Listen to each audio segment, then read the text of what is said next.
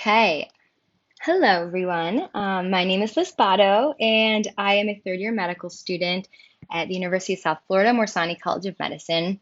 And I'm here today to present to you an interesting case of a reticular hyperpigmented rash that the dermatology department came across while treating a patient for lung cancer with EGFRi therapy.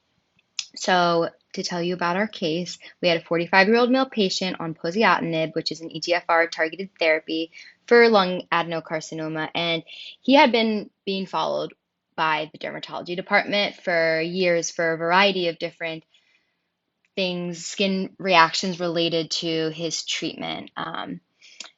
So, however, he presented with this new tiger stripe, reticulated, diffuse brown gray rash, as you can see in figures 1 and 2. And you can see the distribution of that on the posterior upper extremities, the back, the flanks.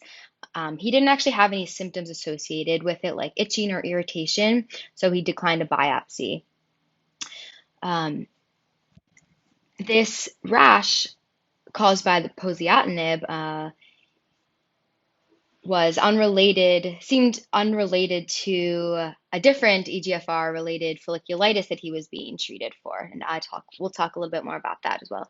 So to give you some more background on poziotinib, it is a relatively new epidermal growth factor receptor tyrosine kinase inhibitor, very wordy, used to treat non-small cell lung cancer.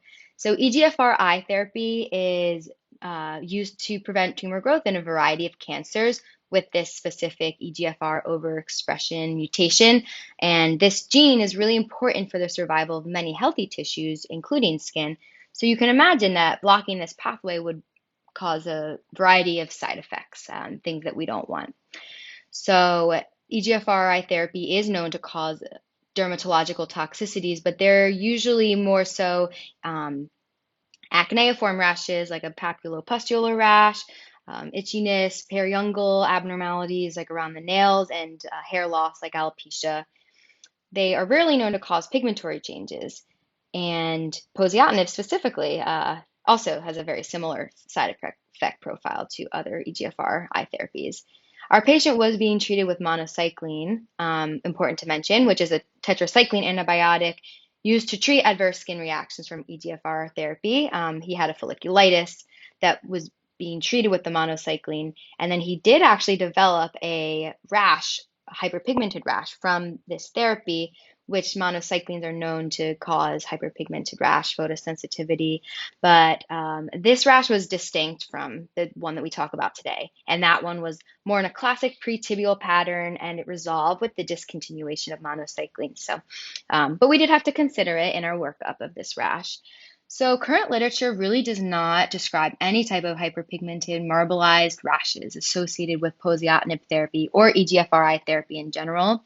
And we did come across a couple of cases of some reticular hyperpigmented rashes that kind of looked like this, associated with treatment for other types of cancers and being treated with other classic chemotherapeutic agents such as paclitaxel, cyclophosphamide, anthracyclines, fluorouracil, and these drugs have a very different mechanism of action compared to the targeted EGFR therapies.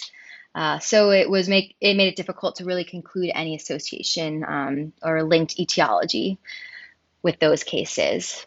So why is this all important? It's important to characterize unique drug-induced reactions like this to help aid other clinicians in identifying rashes in their patients that have an otherwise unexplained origin, and then helping them figure out how to treat this rash, and whether they need to tailor their therapy plan, their cancer therapy plan, considering drug dosages, etc. Because these rashes really do have a drastic effect of the quality of life in these patients, and you can imagine they're probably dealing with so many other things related to their cancer and other therapies. So adding an extra rash while you're trying to treat something is probably the last thing they want. So it's important to characterize it and figure out ways to treat it or prevent it. So thank you so much for listening today, and have a wonderful day.